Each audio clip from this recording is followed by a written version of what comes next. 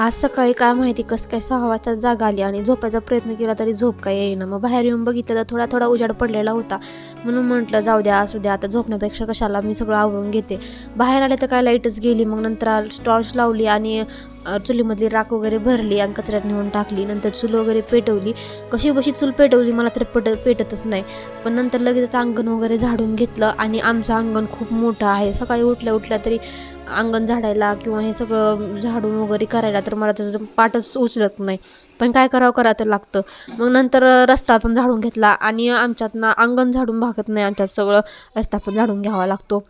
नंतर लगेच सडा वगैरे मारून घेतला. तोपर्यंत बराच उजाड पडलेला होता आणि सडा मारून झाला की नंतर रांगोळ्या वगैरे काढाव्याच लागतात.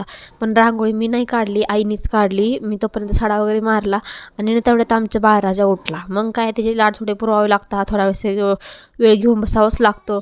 मग त्याला थोडा वेळ नादी गोडी लावलं, थोडीशी मया केली आणि नंतर मग पाणी तापवायचं तिथलं सारवून घेतलेलं असतं आईनी आणि तिथलं झाडायचं राहिलं होतं म्हणून तिथलं झाडून घेतलं. आता अलीकडे बारशी दिवशी चूल मांडली होती त्याच्यामुळे तिथला राखोंडा जरा तसाच आहे. इकडं चुलीला मस्तपैकी जाळ लागलेला होता. तोपर्यंत मी ब्रश करून घेतला. मला काय की उठलं की लगेच आंघोळ करावीशी वाटते. मग जिजाई आल्या होत्या त्यांना पण चहा केला, मी पण घेतला. समोर असलेल्या चौंडेश्वरी मंदिरामध्ये शेवटचा सप्त्याचा दिवस होता आणि आज दिंडी पण निघाली होती.